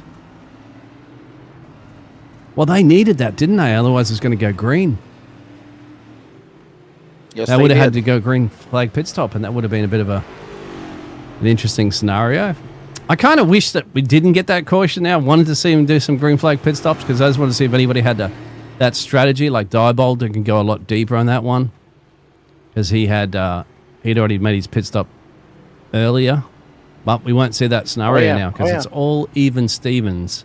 Wesley, they've all taken 4 freshies.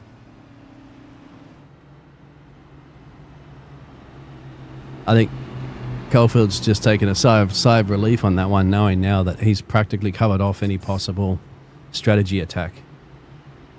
Yeah. But he's got to defend against Randy here. Like, what has Randy got now? Randy's up 16 places too, so he's been a nice hard charger through this field tonight.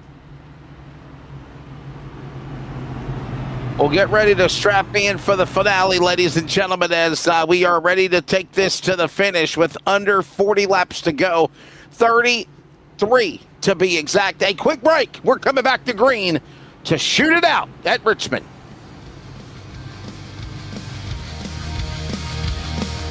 Setups is the longest running setup shop on iRacing. Our monthly subscription options start as low as $20 a month. We offer setups for dirt oval, asphalt oval, and road racing, covering a wide range of cars and skill levels. Built and tested by top-tier sim racers, this isn't just a business, it's a community of competitive drivers. If you want to better your iRacing experience, head over to PremierRacingSetups.com today. And remember, if you don't get one, you're going to chase one. Come back from commercial and the green flag flies. Just over 30 laps to go. And the home stretch for the 49 North Collision 150. Dean Hopson, I'm Wesley Outlet of the field with Cofield leading on the back straightaway. Diebold, though, and Nichols and Bruce fight for second. 3 cars for the bridesmaid spot, and we got a car going around. It's Ballesteros at 54.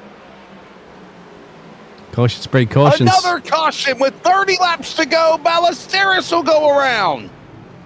This is what we're going to get. I think I'm feeling this is not the end of the cautions here tonight as well, too, as the driver's going to start pushing it in the dying stages of this race. What's happened to the 54 here? He got punted by Rodriguez. Yes, he there did. It is, left rear. Bam. Yep. Did it? What'd you say? They're gonna. Patience is out the window. Yeah. Here. Yeah. Well, I expect them to get a little bit more aggressive now, and that's the time to get aggressive. Maybe a little too early with 31 to go. Get aggressive with about 15 to go. More pit stops there. So Caulfield's come back down. Mark Caulfield, that is. Trevor Williams did come down a couple of times. He went down for that pit stop under that last caution, and then he came back around and then came back down again. I wonder if he's got some slight damage, or both of these drivers have some slight damage on these cars that they're looking at getting fixed so that they can still come back out and remain on the lead lap. That's what I'd be suspecting. He didn't necessarily be putting new tyres on at the moment. No, he is. Trevor Williams going to put some new tyres on. Caulfield up in the jacks? No, it looks like Caulfield's just doing repairs, fuel. There you go. Yep, they're in there stationary for a little bit of time there, so that's fuel and repairs. No doubt, Wesley. Brandon Broadfoot did. Peyton Johnson's come back down again. Yep.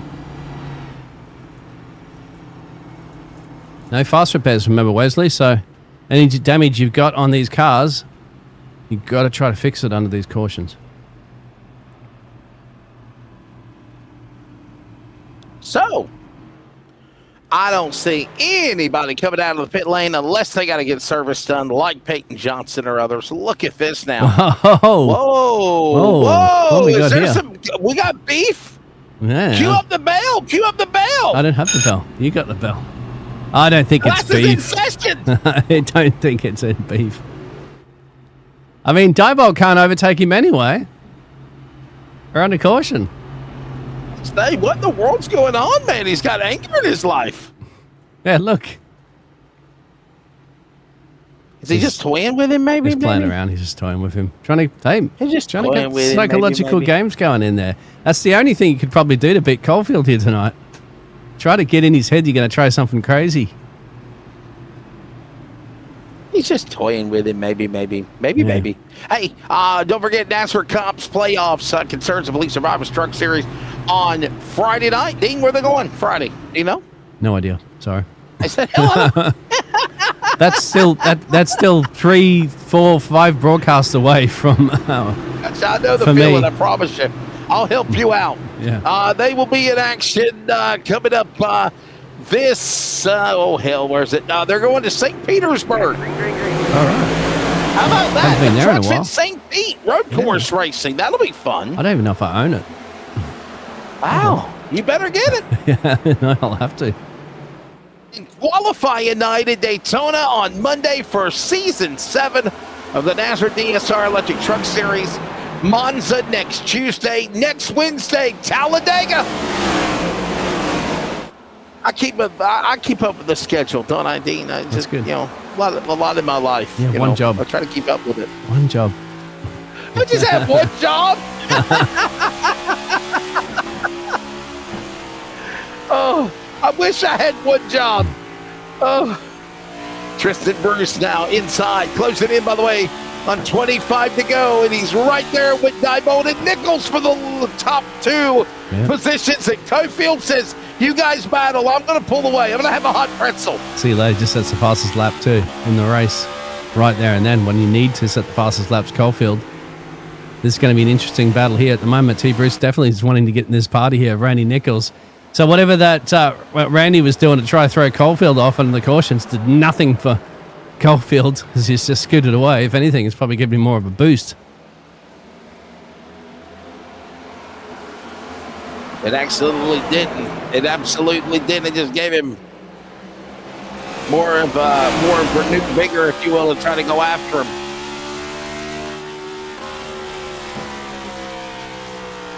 Yeah, single file, I'd say, for a little bit, guys. Work together if you want to catch Caulfield. That's all you can do. Don't go doubling up just yet. See if you can keep each other on the bumper and push it. Oh, a little loose coming out of the corner there for Randy. Diebold's should be able to slingshot around the outside now with the momentum. But Randy didn't managed to scrub too much speed, and whoa, there it is too. Couldn't quite hold it out there. They must be getting a few marbles out there, Wesley. Go sideways there for just a moment. As they work their way now, closing in, ladies and gentlemen, on the Premier Racing Setups, 20 to go. We thank them for sponsoring NASRA. Premier Racing Setups for another season. By the way, if you'd like to know more about Premier Racing Setups, reach out to them at premierracingsetups.com. Monthly subscription start at $20 and get all the help you need to help you in the world of NASRA and so much more. From dirt, pavement, trucks, cup, late models, sprint cars, and more. And mention NASRA in checkout. Get 15% off of your order, and 15% goes back into NASRA's pocket. Under 20 to go, thanks to Premier Racing Setup. You need setups. I filled the whole lap, Ding. Yep. I filled the whole lap. You did. Good job. You need setups, of course, in iRacing, that's for sure. And Premier Racing Setups have got them for just about absolutely everything you need. So you can't get into iRacing without setups, mate. That's simple as that. If you need iRacing and joining and you go, how do I set these damn things up? Because it's a racing sim. Just like having a mechanic in your garage is going to set your car up for race day. Same situation. Otherwise, you'll just push it. Struggle, Wesley. If you didn't have any decent setups, you'll just absolutely struggle. You'll be put it in the fence all the time. You'll be wondering what you're doing wrong. You say, I'm not that bad of a driver. Well, that's just because you just need setups. It's as simple as that. Then they'll make it fast.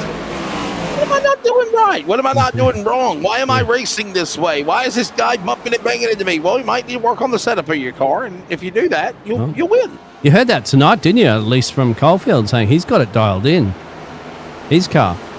And some of the other drivers are saying that they're struggling a little. T. Bruce said there's something just not right in his car where he's just the rear end starting to be a little too loose for what he likes. That's setups, my friend. Certainly is. Of course, they've already got their at the setup. home stretch with 16, they get 15 to go. Nichols and Bruce amongst that battle that they had with Dieboldine on that restart. There's Cofield, and I know it doesn't look like a lot, but it is. He's a second and a half ahead. He's gone.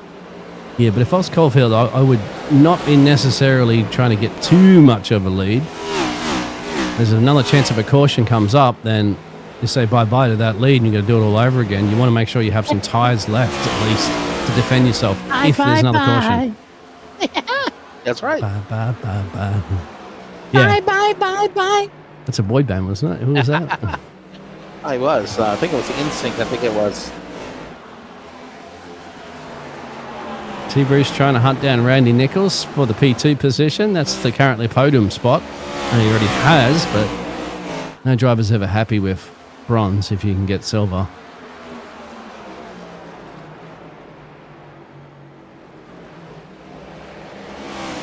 Taking this one to the finish.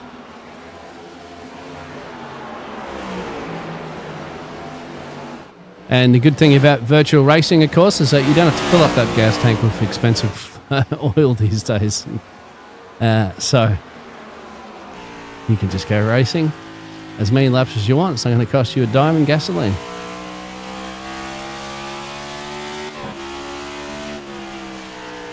Laps to go, a dozen laps remaining. We are on a short track, and the laps fly by quickly here at Richmond. Whoa, and when you scrape the wall, that don't help matters. I'm trying to run down the leader either. Cofield is gone, people. He is not just pulling away by a second and a half. He's increasing his interval now.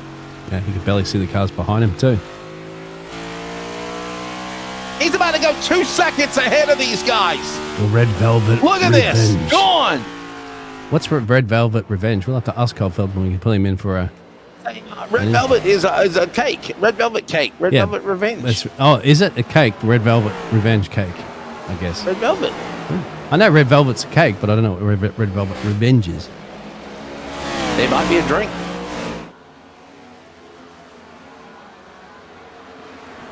Nine to go. Good racing across the board. Few cautions, but most of those cautions were just single car incidents. Of course, a lot of them get caught out on the exit of turn 4. hitting that magic spot that seemed to call a few of them off, including Ryan Johnson, who is one of our only retirement in this race. Everybody else on the lead lap there, Wesley, which is fantastic driving for the remainder of the 18 drivers.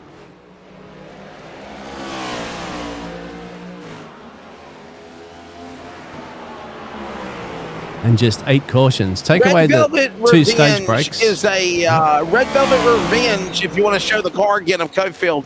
Yep. There he is with 7 to go.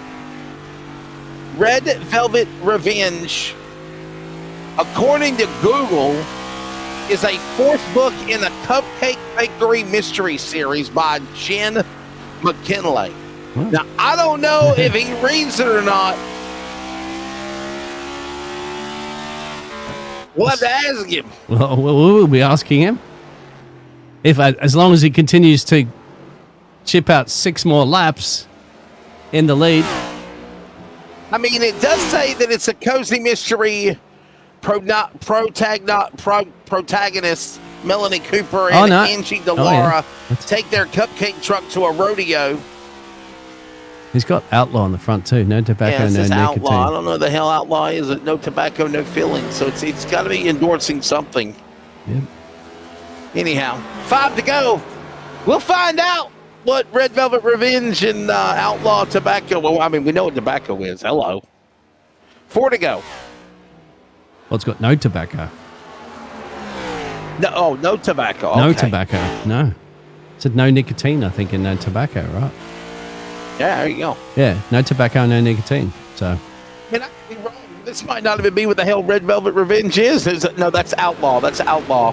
So there is a Red Velvet Revenge. We'll find out. Yeah. 3 to go at the line for Cofield, because it's about to become fruition for a win for this guy. It says it on the side too. Red Velvet. Red Velvet. Yeah, we'll definitely. Not Black Velvet, Red Velvet. Black velvet and that little boy's smile. 2 to go. Red Velvet. Oh. Final lap, everybody. Ready to push this to the finish.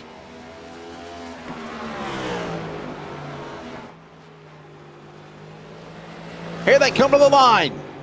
The white flag will go in the air. It is the Darren's Detail and Shine 1 to go. Final lap. Cofield in the lead. Nobody can catch this guy. He'll work his way down the back stretch, down the Toyota straightaway for the final time. Jonathan Cofield picks up his 2nd win of the season, but more importantly, punches his ticket to Auto Club, joining Tristan Bruce to race for a championship. Solid, outstanding drive, dominating drive. The only thing he didn't get was the trifecta. Didn't get the pole position, but he took all the stage breaks as a sweep all the way through that. So I wonder if that'll frustrate Caulfield to know that he just didn't get the full quadfecta. Swept all the stages. Yeah. I mean, he got all the stage points. He got the win. He advances. I mean, the bragging rights are there.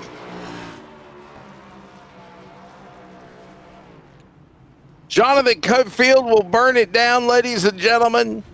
And in a few moments, we'll find out about what the hell Red Velvet's Revenge is. In addition to that, we will also talk with him about his win and being his now 28th career win of NASRA. Career start 239, 103rd top 5, and his 156th top 10 around the corner. And just Jonathan Cofield will win the 49 North Collision Victory Lane coming up as they also sponsor Victory Lane, 49 North Collision at Richmond race. Jonathan Cofield is the winner. Randy Nichols second. And obviously Tristan Bruce is third. We'll talk to them all on the podium in just a moment. Race recap at the end of 200 miles. Just shy of 150 miles, 200 laps, apologies, 143.35 miles. Green flag, lead changes 1. Williams had the pole. He got passed by Cofield, and that's the way the story went. 8 cautions for 30 laps, so 170 of the 200 laps were green flag. Randy Nichols, hard charger, up 16 spots. Jonathan Cofield led the most laps of 199. Cofield fastest lap of the night, 21.576. And Trevor Williams with Collective Esports was the pole award winner. 20 drivers, or 19 actually took the green. Here's the results. Jonathan Cofield is the winner. Randy Nichols will be second. Tristan Bruce, who's already in the championship finale at Auto Club, is third. Roger Diebold, Jeffrey Johnson, top 5. Rodriguez, Alzuski, Ballesteros, Hardin, and Williams Dean are the top 10 at Richmond.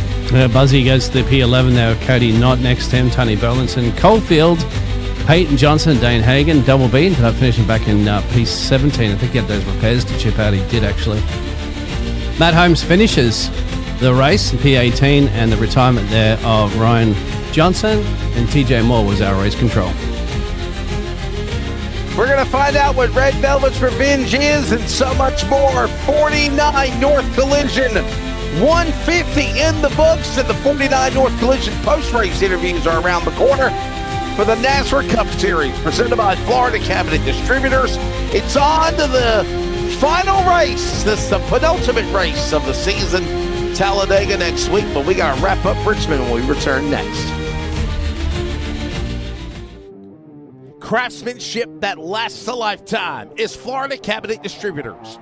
With over 20 years in business and 39 years of woodmaking experience, they proudly serve Northeast Florida to Southeast Georgia, delivering custom woodwork that combines precision, beauty, and durability. Whether you're dreaming of a custom kitchen, bathroom vanity, fireplace and mantle, entertainment center, outdoor kitchen, or even a full library, we can build it at Florida Cabinet Distributors, exactly the way that you envision. Hey, no project is too big or too small. If it's made of wood, Florida Cabinet Distributors can make it. Call or text Steve today. Yes, they gave us his personal cell number, 904-874-3442. That's 904-874-3442 to book today. Florida Cabinet Distributors, craftsmanship that lasts a lifetime.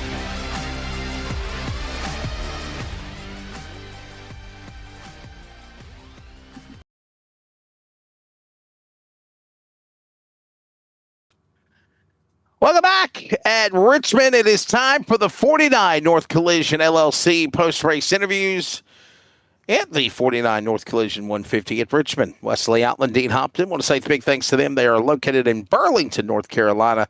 And if you'd like to know more information, follow them on social media at 49 North Collision. Let's go to Jonathan Cofield. Jonathan, congratulations, man. A big win for you, sir. This is career win number 28 of NASRA, 239th start.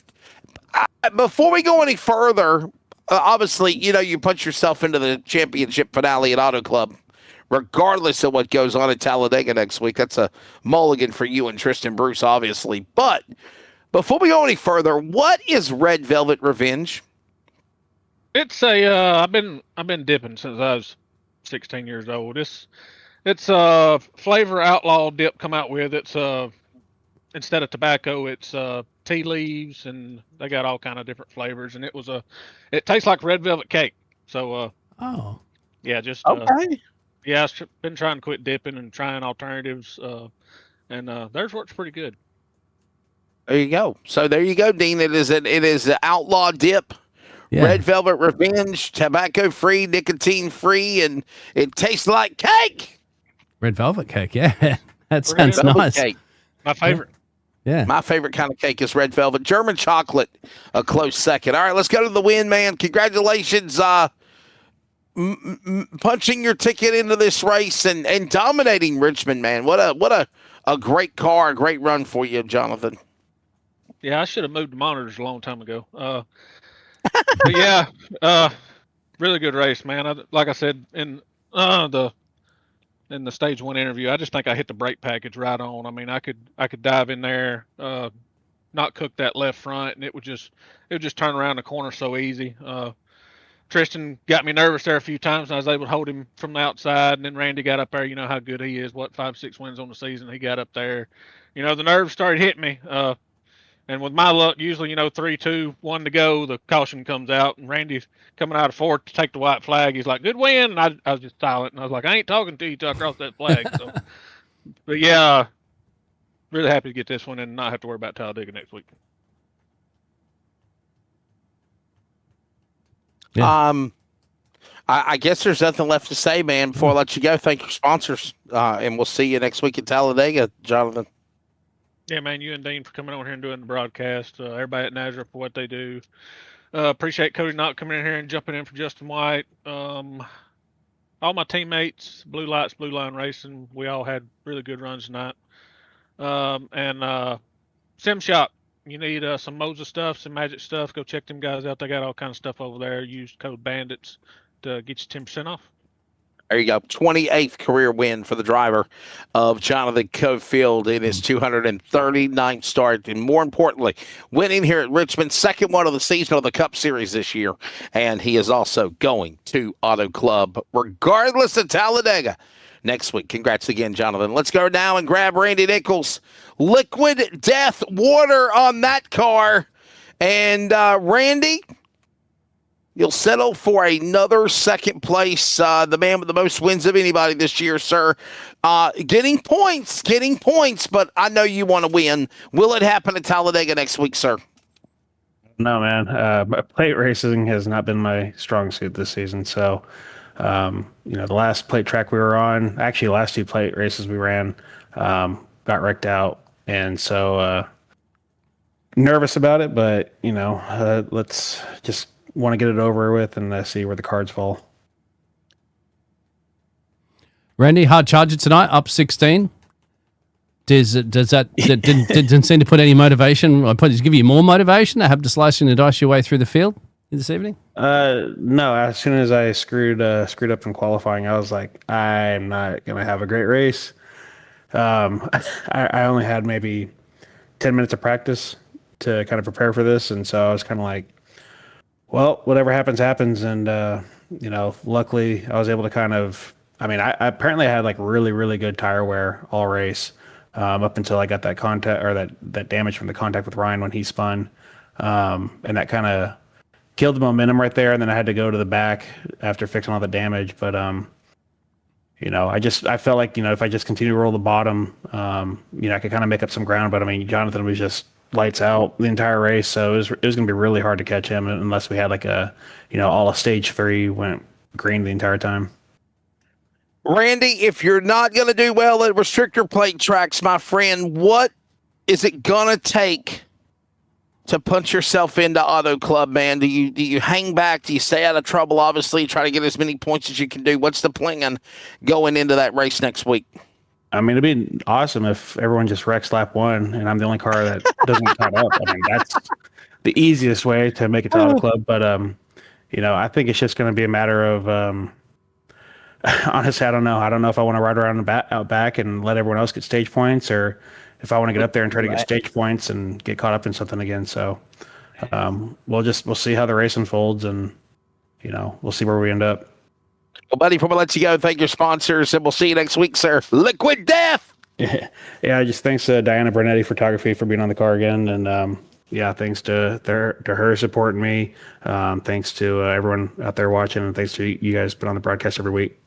There you go, ladies and gentlemen. The man that's got the most wins of anybody this year is Randy Nichols. Unfortunately, he has not punched his ticket in to the championship finale just yet. Could it happen next week by either points or win? We will see what the fate will be for Randy Nichols, the driver, of course, out of Houston, Texas. And by the way, in total, 32 career starts, 8 wins, 20 top 5s, and now 22 top 10s. Tristan Bruce is already in the finale at Auto Club. Talladega will be a wild card, but I know you'll want to win there, Tristan. You'll take a surviving the short track that was Richmond and finish it on the podium tonight. Yeah, strong race overall. It didn't really matter tonight where I end up or next week at Talladega, so that's good. But just kind of a relaxed race for me. I didn't really race anybody too much. Had a good stage battle at the end of stage 1 with Ryan. But other than that, it was basically just practice laps. Like Randy said, Jonathan was lights out. There was a few restarts where I was able to hang with him for about 5, 6, 7, 8 laps or so, but then I don't know, he was able to save his left run, and I don't know. He was lights out. Whatever he found was pretty cool. So But yeah, just a good race overall. Yeah, we heard that from you during one of the stage breaks as well, TT Bruce. Like, you tried to bring it to Coalfield a couple of times. That was about it. Yourself there and Randy were the closest that managed to get to Coalfield, but obviously it was a good chargeback for you to get the Diebold in the end on this one too, my friend, to get yourself that podium position. You could see that's where the little mistake that Diebold made, and you said, thank you very much, I'll take that. Any more time you think you could have got Randy? Maybe if we had like another long run, like a 20-lap run or so, I could have figured something out and he could have strung out a little bit. But Roger, he got super loose out of 2 there at the end, and I was able to get by him pretty easy. And I'm sure his tires were screaming at that point. So just a very relaxed race. So not bad. Well, Kristen, before I let you go, buddy, please thank your sponsors. And I'm sorry, I'm being torpedoed with pins in the broadcast booth. Thank your sponsors. We'll see you next week at Talladega, man. Yeah, no, just thanks to you guys in the broadcast booth and Dean behind the cameras. Thank you to Cody for stepping in for Justin, and Brady, everything he does, everybody does what everyone does with NASRA. And thank you to all my friends and family that watch every Wednesday and Friday for me. So thank you guys. We'll see you next week. Tristan Bruce, career start number 224 tonight for NASRA. He has 22 career wins, 102 top 5s, and now a 142nd top 10 for the man from Denver, North Carolina. He will join, obviously, tonight's winner, Jonathan Cofield, in the championship finale in 2 weeks at Auto Club Speedway. Dean, time to pack her up. Get on out of here. Get some shut-eye. Me and you got eNASCAR Australia code up at 5 o'clock in the morning, USA time, 8 o'clock your time in Australia, sir. But your final take of the race, and obviously Justin White, have him back. Obviously Joshua Such, you're in our thoughts and prayers as well. If you want to keep track of everything with NASRA, North American Sim Racing Association, on social media, the website, and thank you again to Justin White for obviously officiating this thing. TJ Moore tonight, as well as Cody Knox. And your final take of this evening at Richmond, Dean? Great racing. A lot of respect on the drivers out there. I think that was a good magic number that we had, about 19 or so drivers, just in one retirement. And as I said, all 18 cars finishing on the lead lap with just a few incidents really up the sleeve there. So that was good. No big accidents. And good hard racing, and Coalfield, of course, big smile on his face, unbeatable tonight, unstoppable. I want to say thank you as always to everybody for watching. Don't forget St. Petersburg, the trucks for the C.O.P.S Truck Series playoffs on Friday night. Qualifying for Daytona, qualifying for single truck qualifying at Daytona for Season 7 on Monday. We're Monza racing for the NASRA Prosper Engineering Enduring Series on Tuesday, and next Wednesday, Talladega. There you go. I keep up with the schedule because Dean can.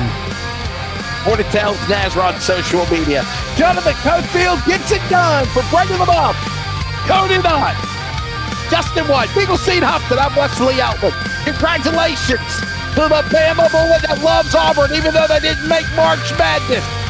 Jonathan Cofield wins here at Richmond. Until next week, take care. Thanks for watching and listening. Good night.